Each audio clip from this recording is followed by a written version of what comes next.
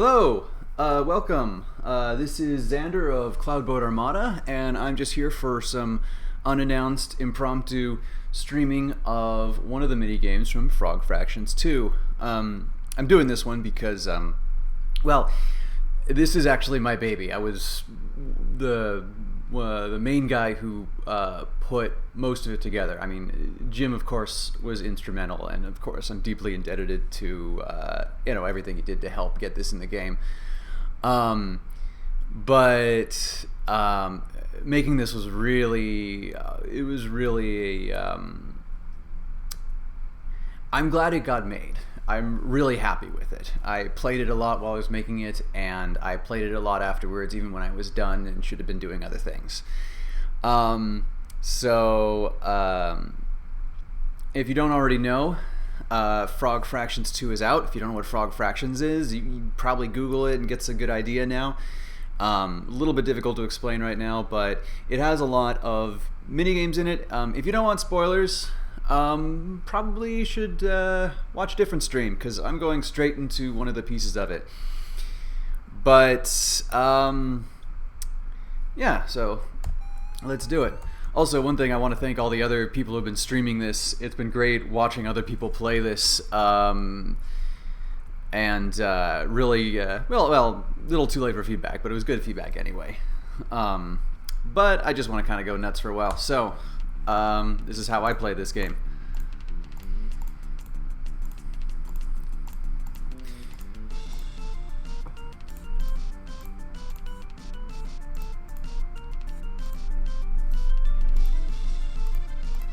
Let me know if the audio is not working at all.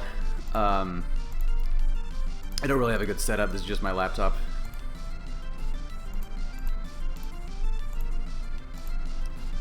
One thing is that you can castle in this game. Some people thought we couldn't, but you can. It's just there are a bunch of rules for castling. Yeah, and I want to apologize if this game kind of drove anyone crazy, or if you don't like chess or you've never played it. I actually just watched a streamer who never played chess before, but courageously went through this game anyway, and did pretty well.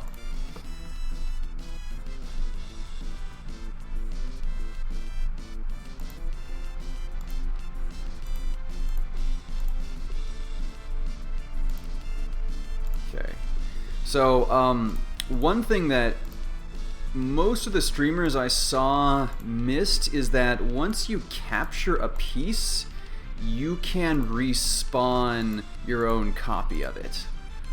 I really don't blame anyone for missing that, because you're kind of not focused on that when you're playing the game. You're focused on the board. Oh wow, 11 viewers already. Hey guys!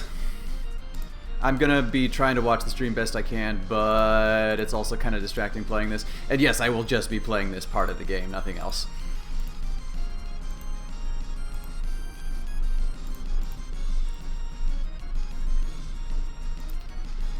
Yeah, so as I was saying, once you capture a piece, you can place it. Of course, you have a piece limit that starts off with just the pieces you start with, and that, I've captured a couple knights, but I already have 2 knights on the board, and I can't get any more yet. So basically, I'm just kind of playing. I'm just derping around right now.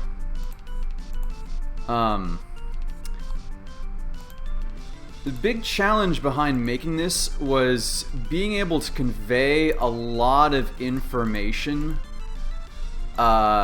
symbolically and in a way that you could focus on it without getting completely distracted. A way of just telling the player what's going on all at once.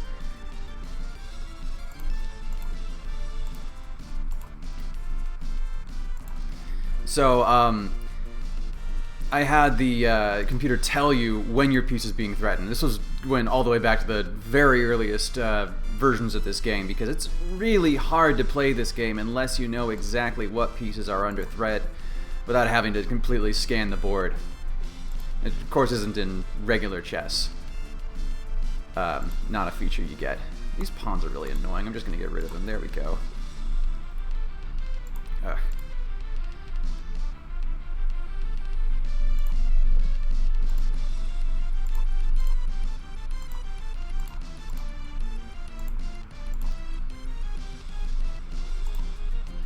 this rook is so annoying. Be gone.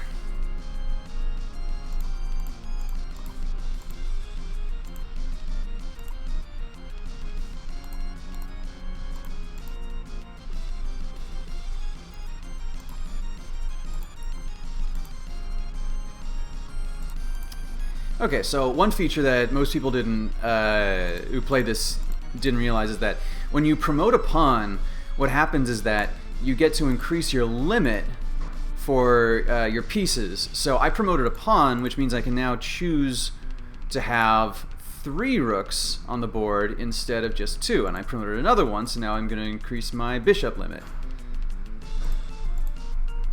Of course, you want to choose good pieces to have more, but you also want to choose pieces that you see capturing in the you've already captured or capturing in the near future.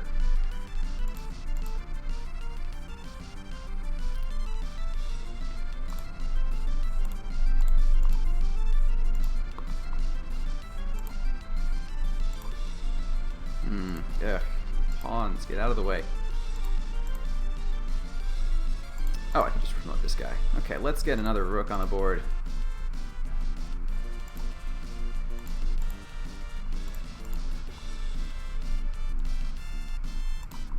Break through this this line of defense. There we go.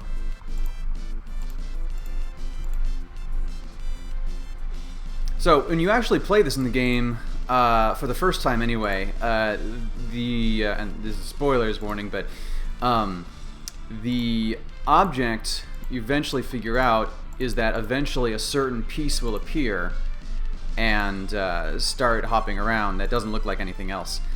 And that becomes an actual tool in the Frog Fractions game. Ah, missed me. In the Frog Fractions game for you to use. But I already did that, so this is just free play.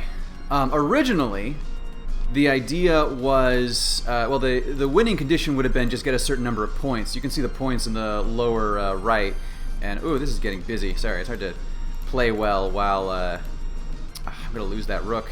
It's hard to play well, maybe not, while talking. Yeah. Yeah, originally it was going to be 50 points to get to the next thing. But that was changed. And the story behind that was I was developing this and, you know, periodically sending Jim my updates, and I decided it would be cute to throw in a little Easter egg. Being that this was for Frog Fractions 2, I made a little frog enemy piece that would hop onto the board and go its merry way, and then eventually hop off into your piece bin and then off into the distance entirely. There were no plans for that, just to be a cute little thing. And he said, "Oh, I've got the perfect thing for this." So he replaced the frog piece with a bridge piece.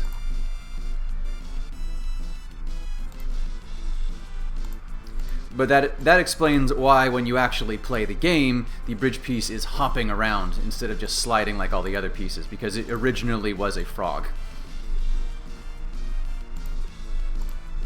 Ugh, I don't like these pawns. Here's the thing about this, and it's the thing about chess in general, is that certain pieces have certain values. You say that pawns are 1 point, knights and bishops are 3, rooks are 4, and so forth, but it's a little more complicated than that, because if you threaten a smaller piece, like if I have a rook and I threaten someone's pawn, all they have to do is defend that pawn with anything and it'll be safe. Because,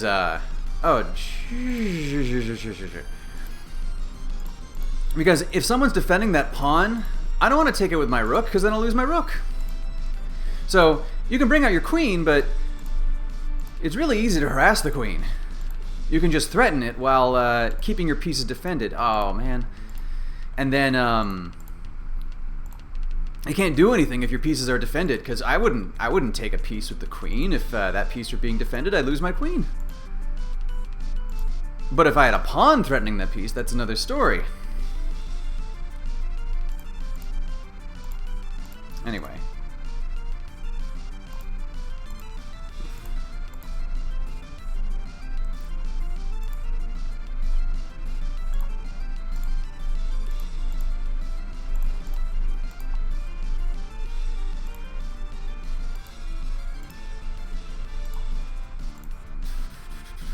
Okay. Oh, so now you can see the respawning is coming with the higher pieces. So in case it wasn't clear, the whole kind of fizzly, distorted aspect on a piece means the piece is currently spawning in. That went through several iterations. There were some iterations where you could actually take a piece as it was spawning, or a piece would spawn but then be a sitting duck for a turn. Yeah, I'll take that queen. That's a good trade. But what I really wanted to discourage is spawn camping. I think it just kind of... I can't quite explain why. It just seems like such a bad feature of this game if you can snipe the piece as it's coming in, because it's like, why be afraid of the queen if you get a free snap, a free swipe at her as she comes in. So I made it so that spawning pieces are invulnerable, and then as soon as they come in, they get a free move. So they can threaten you, but you can't threaten them. Yeah, I'll just take this. Bishop for bishop, that's a good idea.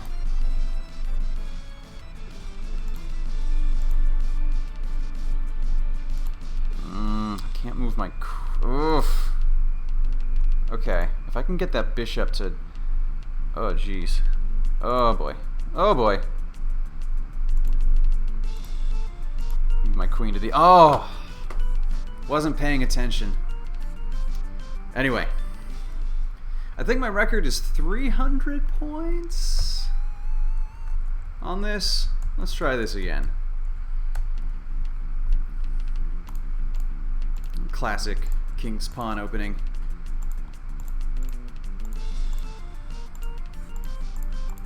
So yeah, you can castle, in case you're wondering. Here's what it looks like. Bloop. Yeah. There was a much earlier version of this where there were actual sound effects for capturing and castling, but that's pretty much it. Just some sort of 8-bit explosions. You know, the whole motif is it's chess, but it's also Space Invaders, because the pieces are spawning in and periodically threatening you. That's what came to my mind anyway. Since watching people stream this, I've been informed that there's such a thing as an ABT, or ATB, Active Time Battle. I had never heard of this concept before. And that it was used in a Final Fantasy game, which I hadn't actually played. So it wasn't a deliberate homage, but great minds and all. Anyway, chat, you there? You're being pretty quiet.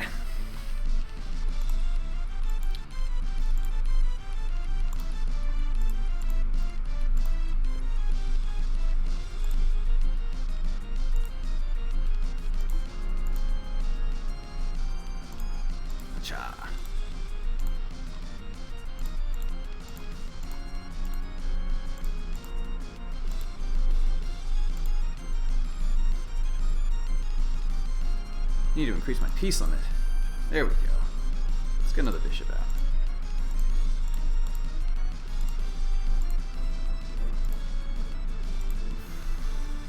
Oh! Worst.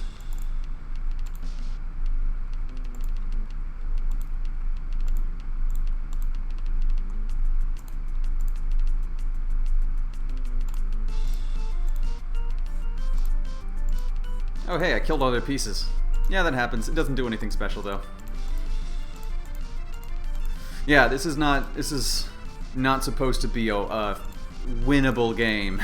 It's just the pieces keep coming until you lose, like an old arcade game.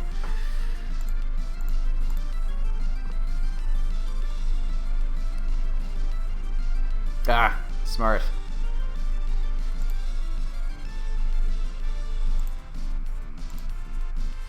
The AI in this game went through many iterations.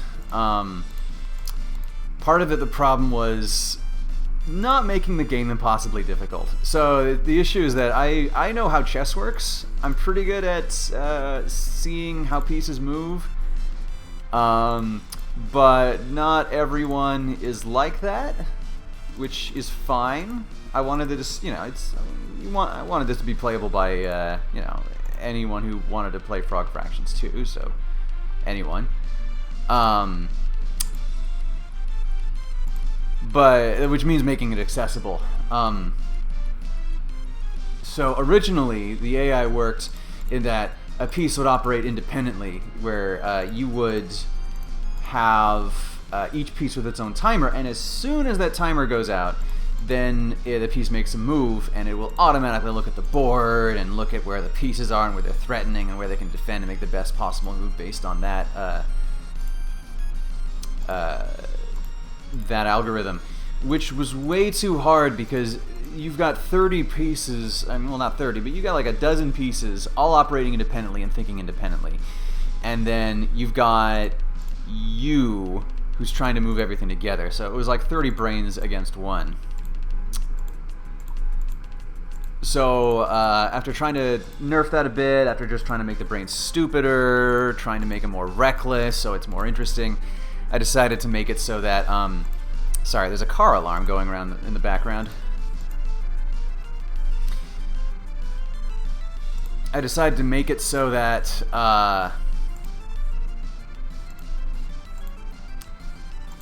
the enemy would move one piece whenever a timer went down. So kind of operating like you are operating. Hang on. Oh, excuse me, hang on. Sorry, I'm gonna pause for a sec, make sure things are coming through here.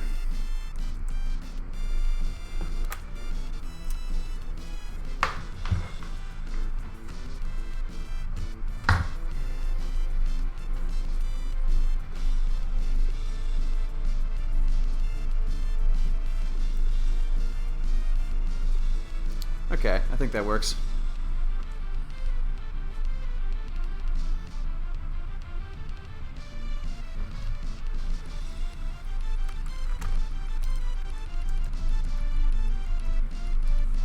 Okay, where was I? Oh yeah.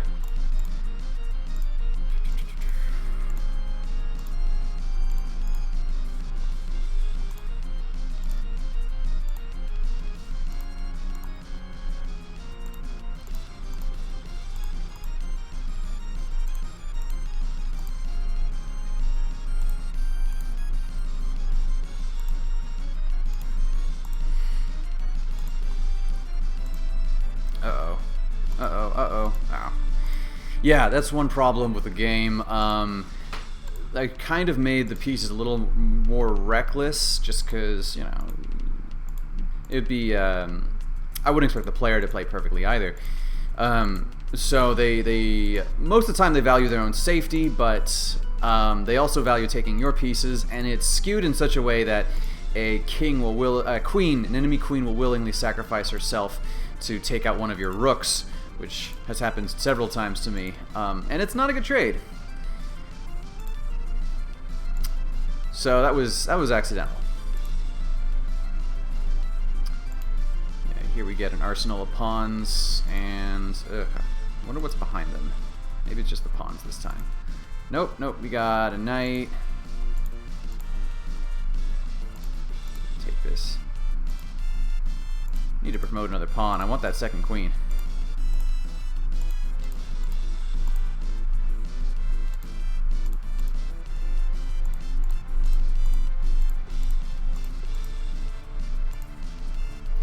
Oh, hi. Question, why do they keep appearing as ghost pieces? So, one of the challenges of this game, making this game, was being able to convey a lot of information with just a few visual cues, something that you could just look at briefly and get some idea of what's happening. And one of them is showing pieces spawning in. I don't want to have a piece show up without any warning, but making a sort of notice on the square saying, "Hey, there's going to be a piece here. Watch out." It was pretty difficult. I had an idea earlier of putting a little target there with a letter here, but that didn't work at all. So I made a little ghosty warping in animation. I'm just kind of thinking of the all the Protoss structures in StarCraft, just sort of like, you know, buildings warping in. Hopefully to get that idea across.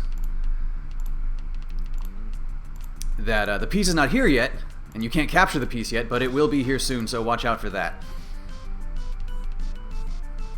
Yeah, anytime.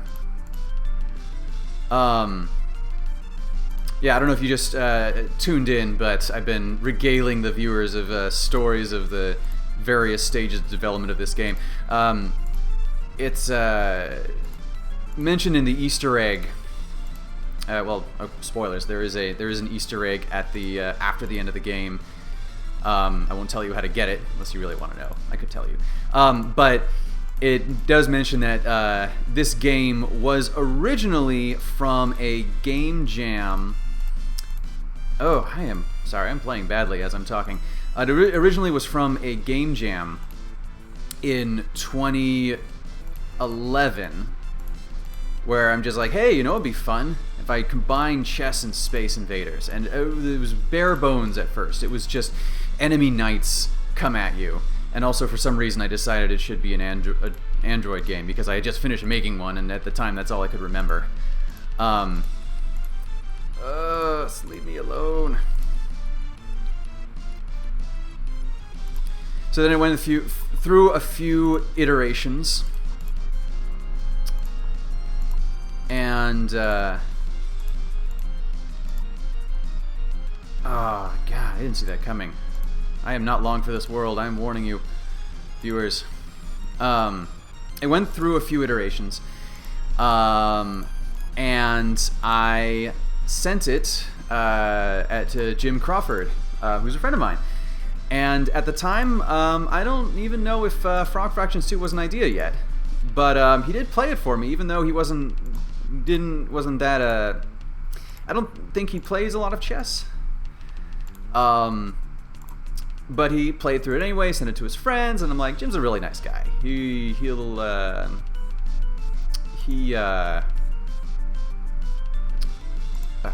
Confusing here.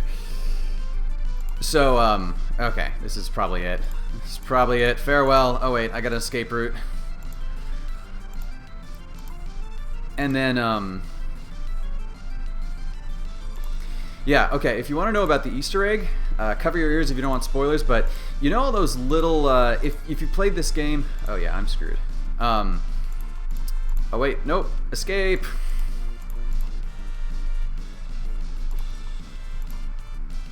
If you played this game, there are little symbols you pick up. There are yellow versions of them, and then later there are purple versions of them. To activate it, you have to get the purple versions of everything. And that's just how you activate it. Then eventually you have to find it. But it's a cool little Easter egg. Yeah, I am screwed. Okay, fun fact. While your pawn promotion actually does do something, when the enemy promotes their pawn, it doesn't do anything. Their pawn is just stuck there until you capture it. Yeah.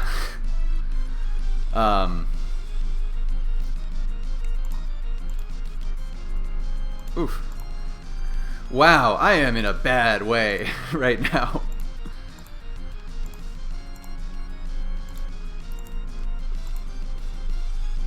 Yep. All right, 95. Not too bad. Yeah. So, if you survive, the enemy comes in waves. If you survive enough waves, it gets to the part which I call the "screw you, stop playing" part of the game, where the waves are not only bigger, but they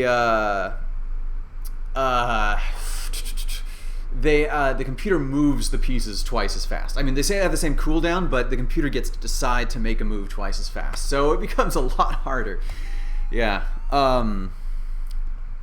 Yeah, I like the selector border too. That was Jim's idea, because he was pretty gung-ho, I think, about making sure there was gamepad support, which works for most of the game, but a little tricky on this, I would imagine, to really make smooth. But it's doable. You can do this via gamepad. It might be a little trickier, but you can do it. And the little selector icon is to show you what piece your gamepad is currently selected before you pick up the piece.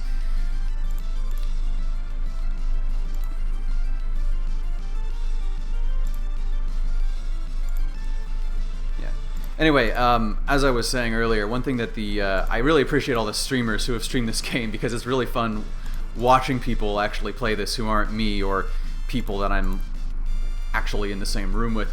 But one thing that they often miss is that after you capture a piece, you get that piece in your inventory, and you can play it later. You can respawn it on your own, which is what I'm doing here with these pawns, or at least I would be doing if I could. And I really can't blame people for not getting that, because you're really not focused on that side of the board when you're playing, which is funny because when people are streaming it, the players don't see it, but all the people watching the stream see it because they can focus on other things.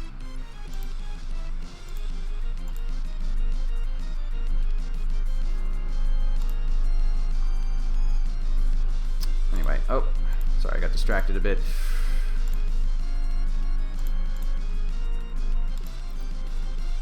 But the other thing to keep in mind is that you have a piece limit, in that you can't end up with any more of any one type of piece than you start with. So I can't have more than 2 knights. But the way of increasing that piece limit is to promote a pawn. Those of you who play chess know that what promoting pawn usually does is... Oh, that was a bad move. What it usually does is it turns the pawn into a queen, which is actually not the full story. Technically, according to the rules, you can turn that pawn into any piece that is not a pawn or a king. It's just no one ever turns it into another piece, because why would you do that when you could do a queen?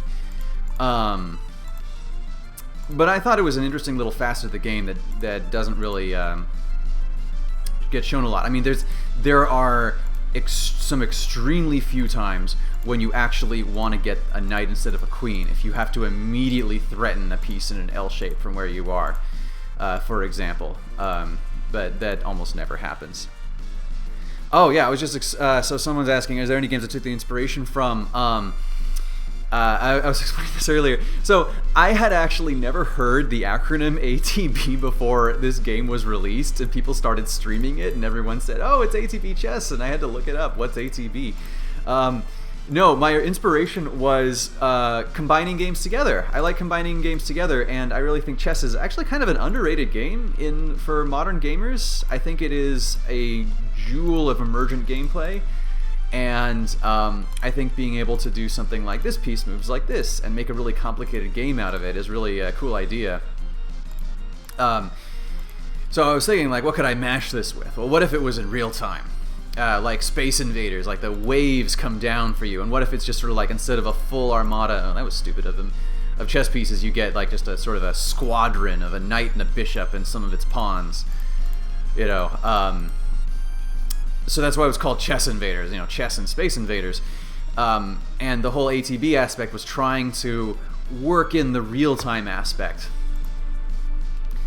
I had never actually played Final Fantasy games at all. That's the other funny thing. I'm told that the music is very similar to one of the Final Fantasy games. I'll have to take your word for it. I was actually Ryan Ike, who composed a lot of the music for this game, who did the music for this one.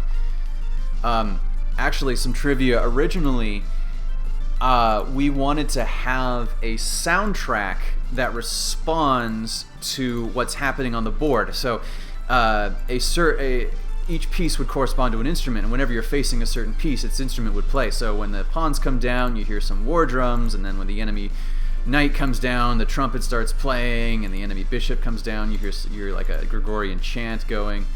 Yeah, but that didn't make the final cut. Although I do have that still in a earlier version of this. I mean, the music was made by me, so it wasn't that great, but it was a fun idea.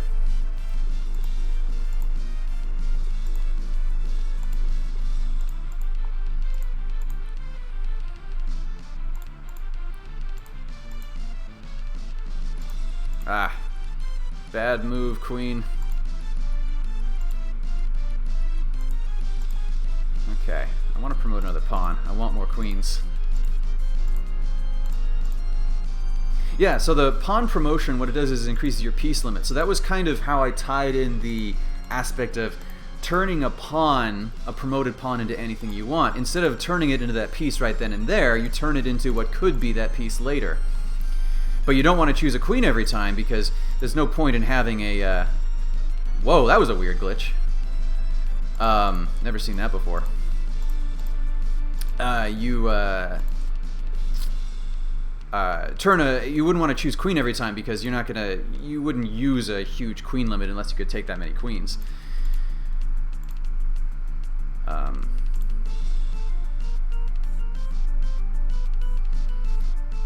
Yeah, I like the music. The music's fun. I can't actually hear it right now the way it's set up, but it's definitely playing in my head right now.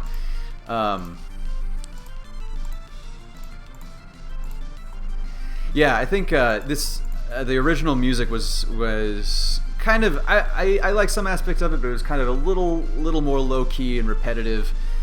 And this is just kind of more adrenaline pumping, which probably fits the game a bit better.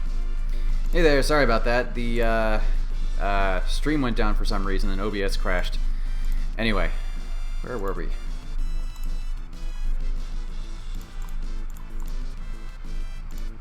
I'm not sure what you heard. I was mid-sentence, I think, when the stream went down. But yeah, wall of pawns is a pretty key thing to have in this game if you can do it, just because pawns are excellent red shirts. Easily replaced.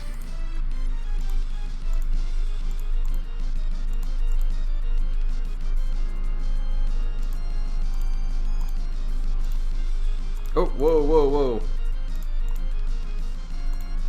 Almost lost myself for a second there. Oh boy.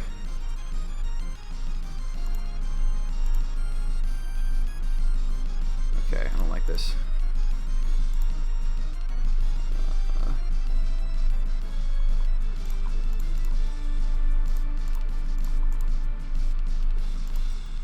Oh, okay, okay.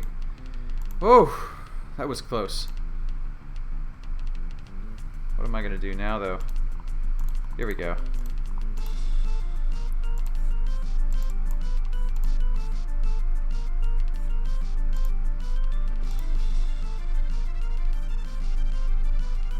Okay, let's get take you. Let's get some stuff on the board.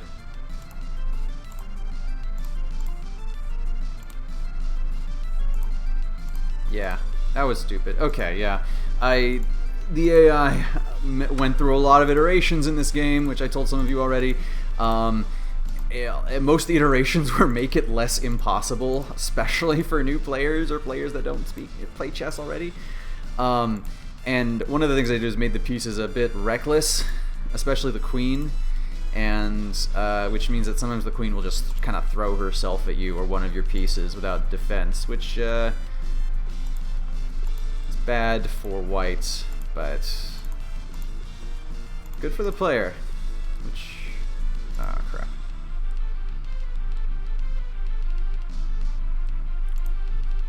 Some of the thinking for this went behind, like, how do you actually make an interface for this? Like, here's an example issue. If I tell a piece to take another piece, and the piece it's trying to take moves out of the way, does that move it's cued still happen? Does it just kind of move, whiff into the empty air? And I decided no, it shouldn't, because oftentimes when you take another piece, you're doing a trade. Like, for example, oh, I want to take your bishop, even though it's defended, because that would be a good trade. But if the bishop moves out of the way, then you just move your then you just move your piece into nothing, and you lose it for no reason. So if you're trying to take a piece and the piece moves out of the way, okay, I'm gonna lose my queen now, unless I can think of some wizardry here. Nope. It just cancels the queued up move. Oh, wow, that worked. Still lost the queen, though.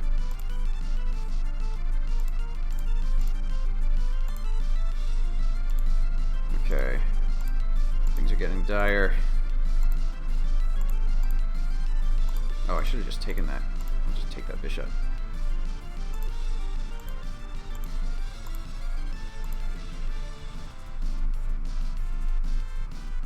Oh, hi 10 viewers. Yeah, if you just tuned in, I'm playing Frog Fractions 2, sorry, Glittermitten Grove, but just the Chess Invaders part of it. Because I was the lead developer of that particular part. And it's a fun game. Yeah, when you make a game, you play it a lot. You play it a lot, you play test it a lot, you get other people to play a lot if you can. So, best to make it enjoyable for yourself. It's pretty difficult to make a game that you can enjoy playing over and over and over again. But I had fun with this one. Oh, hey, I get a queen.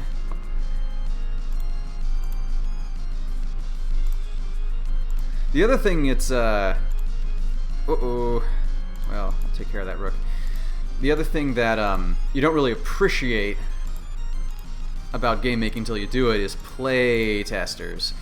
You can be your own one-man studio. You can make games. It's never been easier. It still is pretty time-consuming, and it still takes a lot of effort and love, but one thing you can't do on your own is playtest your own game. And getting people to agree to playtest, especially if you don't pay them anything, that's worth its weight in gold. Definitely had the thing where I gave I had a new game. It wasn't this one, and I had some good friends, and I'm just like, hey, try this game. I want to know if it works on your machine, and they never got back to me, which is fine. They were busy. Ugh, that was bad. But yeah, getting people to actually, stick through a game and report back to you, especially, is really a rare thing to find. Anyway, I could be having a lot more pawns right now. Let's have a lot more pawns right now. My king is on the wrong side of the pawns. Okay.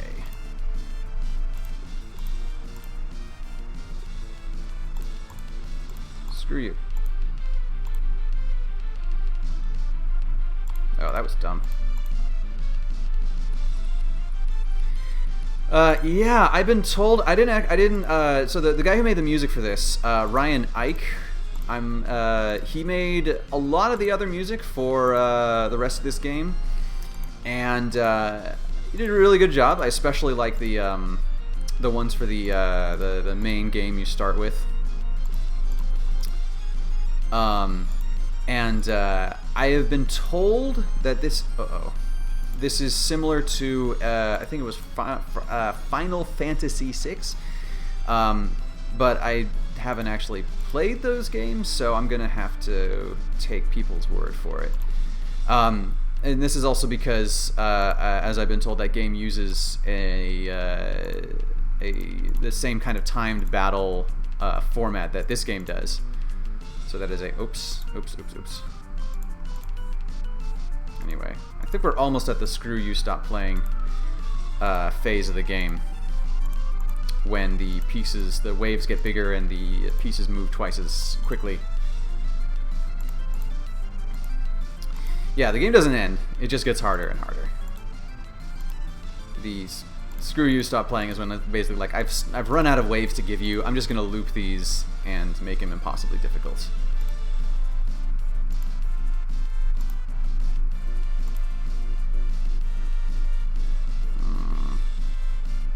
What do I do about this? Here we go.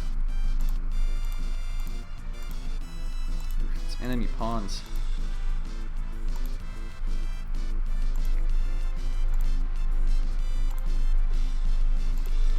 Actually, you know what? I've got a surplus of pieces way over my piece limit. I'm just gonna go nuts and take everything. Some advanced strategy for you. And I could say that as someone who is, I would say, pretty likely I played this more than anyone else has. Oh, hey, Kayan, how you doing? Kayan, I'm pretty sure I should be flattered if you're calling me a monster. I think that's up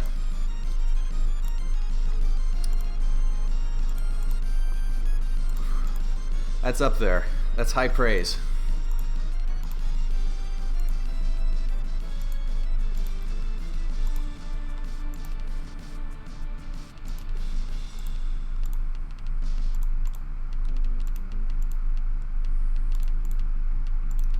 Anyway, this is a pretty good run. I've done I think like 3 runs so far in this game, and this is highest score I've had today. Just lost my only queen though.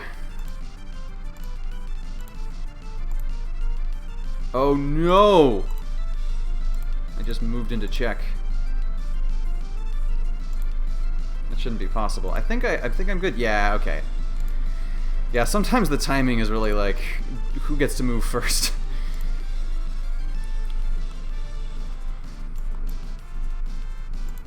I need to get my king into safety.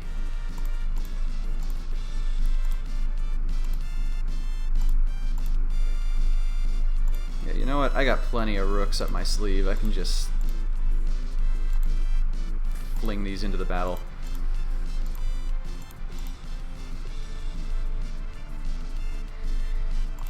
So yeah, as I warn people, this is kind of spoilers if you haven't played the game yet. Although sorta, maybe, well, not really. Here is very, very light spoilers for you. So in the development of this, I was working with Jim, but I also kind of wanted to be surprised by Frog Fractions 2, the same everyone way else was, because I knew that kind of like there'd be mini games like Frog Fractions 1, and there'd be some exploration aspects, but that's pretty much all I knew. But I was also really curious about how this worked into the whole. So one day I couldn't take it anymore. I'm saying, Jim, I am curious about this game, but I don't want it spoiled. Can you give me something infuriatingly cryptic about how this game connects with the whole? And he says, it comes right after Cop Hell. Which was perfect. Absolutely infuriating. Told me nothing, but also told me something. And it does come right after Cop Hell.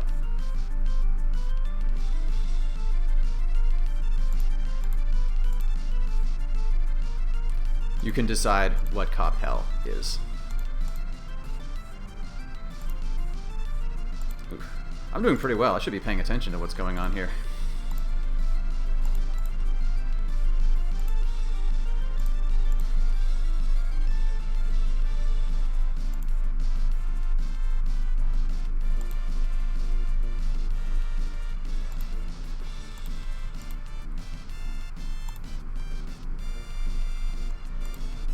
Oh no! Oh wait. What's defending this? Why can't I take it? Oh, the queen is. Okay. Here's how I'm gonna fix that. Oh crap. Oh no. There's rooks up in my grill!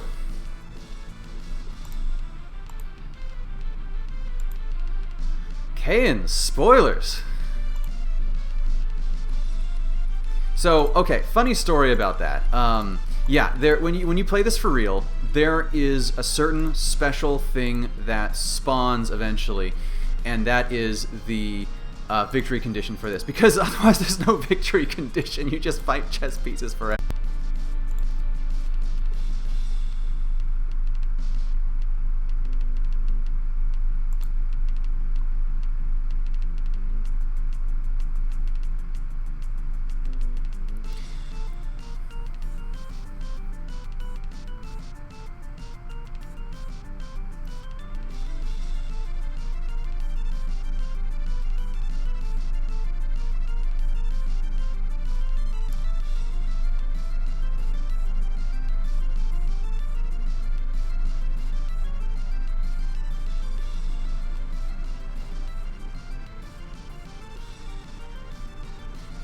I don't actually know if this is going through right now.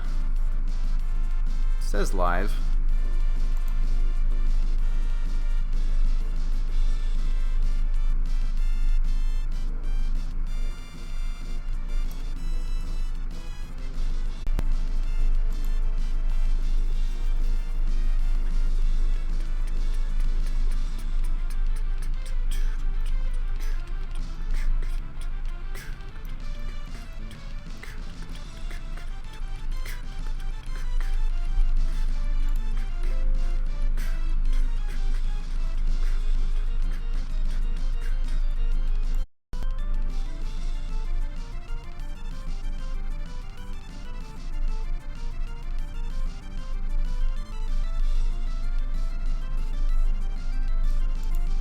Sorry about that. I don't know what happened there. Kane, you still there?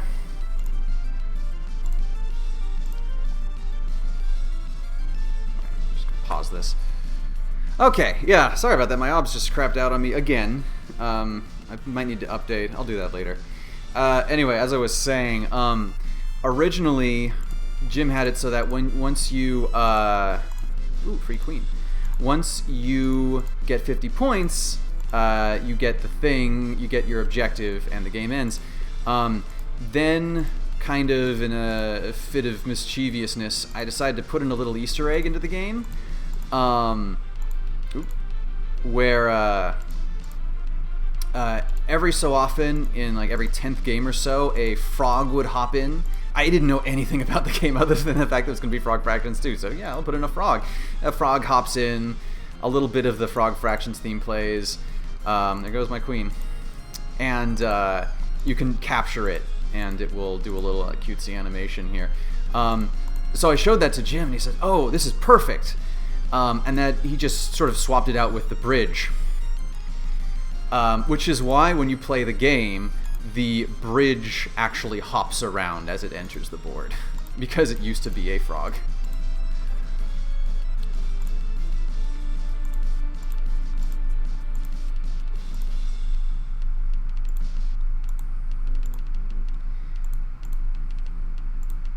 But yeah, I didn't know any of this.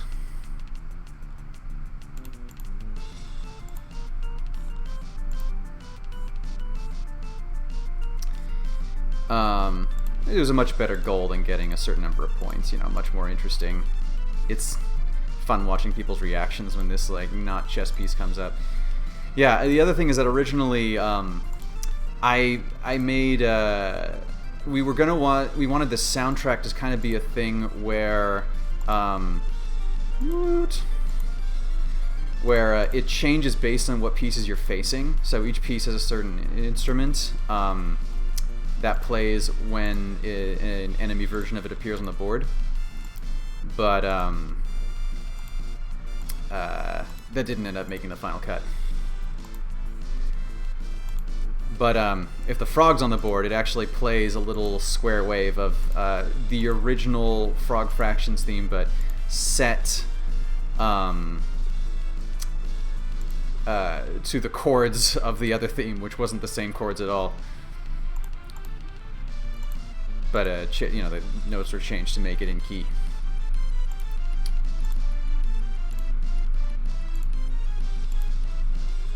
Anyway, I think we bounced back. I think we're still, we're definitely, I would say, in the screw you stop playing phase of the game, where the game just throws stuff at you until you lose. So we'll see how long we can keep that up for.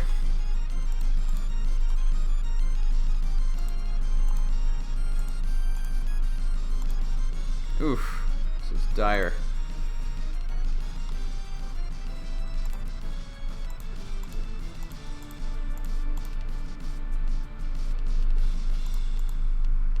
Oh man, really? Here, have a rook. I got so many rooks. Just take it.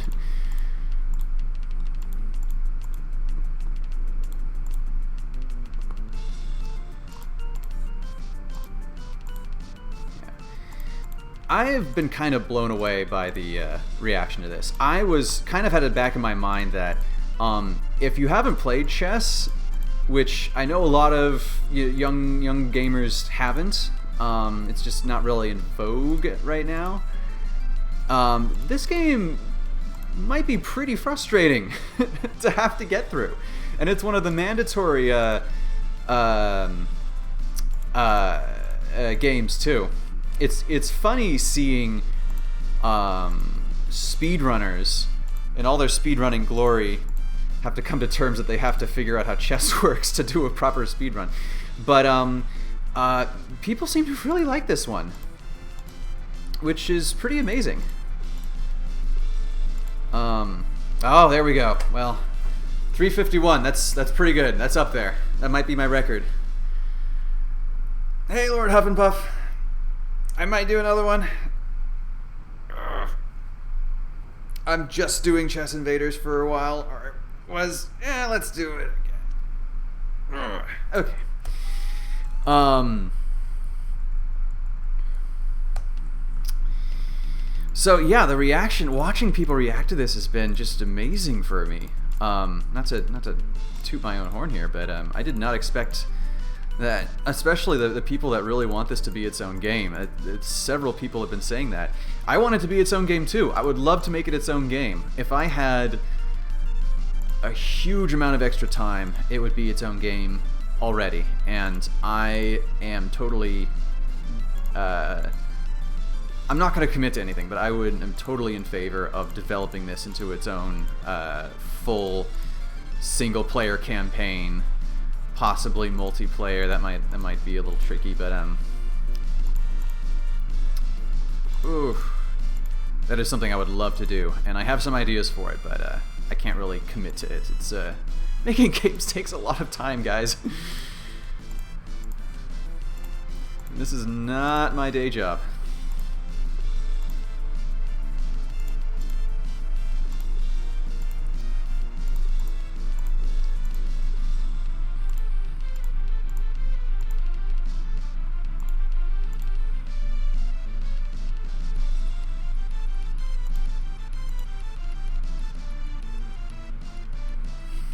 Yeah, Kayan knows what I'm talking about. Brave Earth looks great, by the way.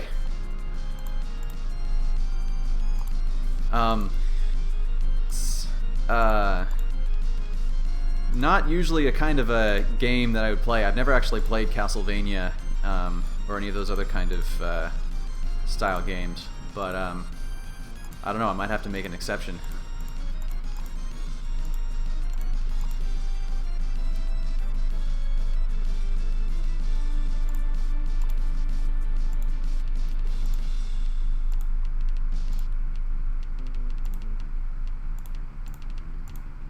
So okay, and I take it you've already played through this, or at least seen it played yourself.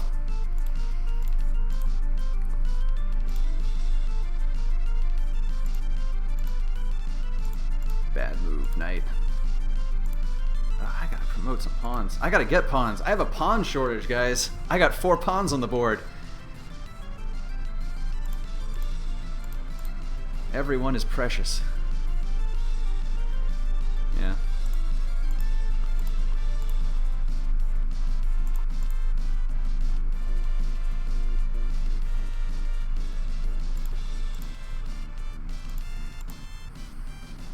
Yeah, I had a lot of fun playing the rest of this game too. It was almost complete by the time I got my hands on it. It was pretty much essentially complete. There were a few other things added later, but yeah, I just couldn't put it down. I had other things to do with my time, and I couldn't put it down.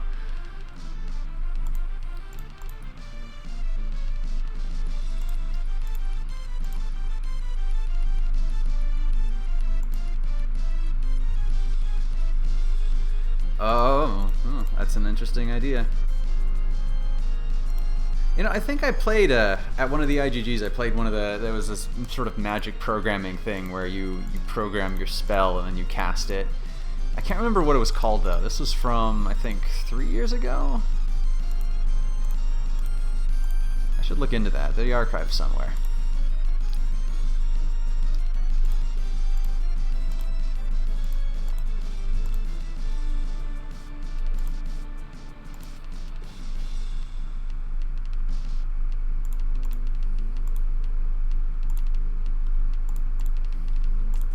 Okay, time to promote some pawns, guys. Wow, yeah, like I said, sometimes the game just throws stuff at you hoping you won't notice.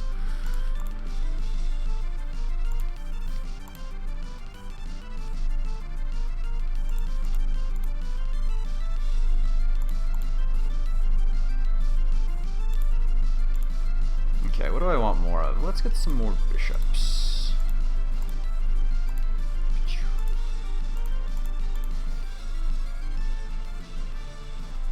A Zachtronics thing without any actual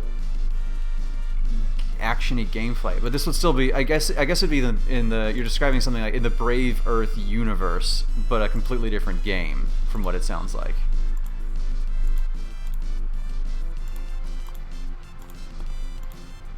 Oh, by the way, speaking of Zachtronics, I do have Shenzhen IO now. Please don't look at my scores. I'm still just learning this and I don't know how to use the tool yet. They're really bad. I'll beat you eventually, I promise.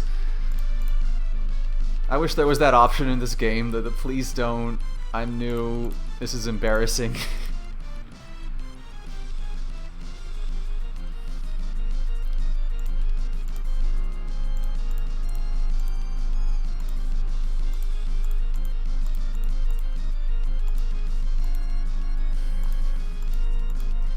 I think I caught on with Space Chem a lot quicker than with this game, even though I've definitely coded before and I haven't moved Waldos around before.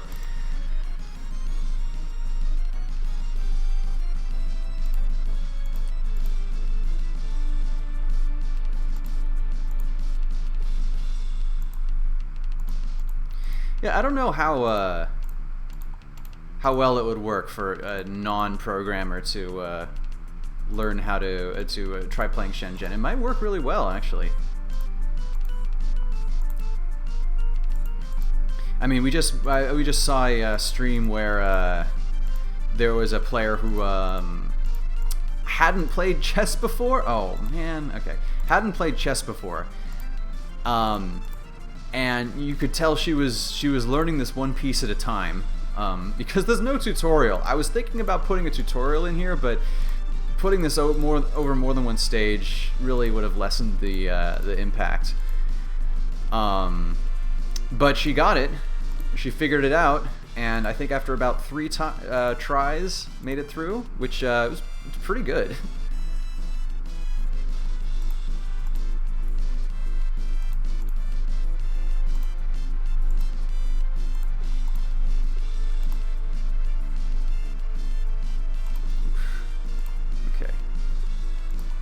One thing to realize with this game is that it does tell you when your pieces are being threatened. Oops. Speaking of which has been part of the game since almost the very beginning. Because it's really hard to play this game without that. It's really hard to play this game without that kind of notification. Originally, it was just it would highlight the piece without telling you what's capturing it, what's threatening it, which isn't that helpful. You kind of got to know that. But the flip side is that sometimes when a piece is threatened, it's okay, because if it's being threatened by, like, let's say an enemy queen, but it's defended, you really don't have to worry, because even if they do take it, that's still fine. Because you get their queen.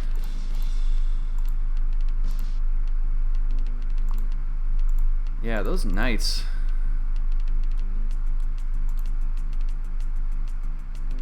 Ugh.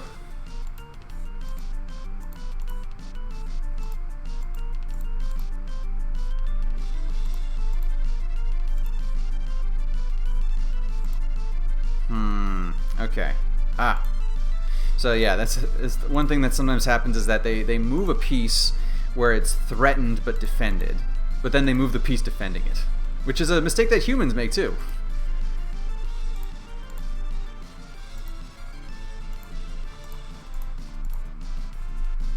Oh, they got 2 bishops on the same color square. This is gonna be hard.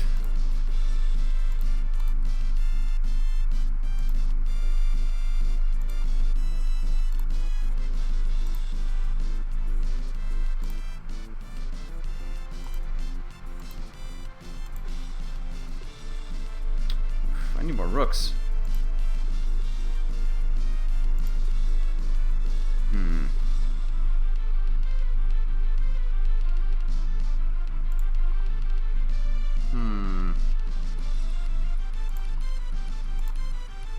Uh-oh. What's defending this? Something's defending this. I can't see anything defending this. I'll take it. Oh, that bishop was defending it. There you go. Oh, hey, I get my queen back. Oh, jeez.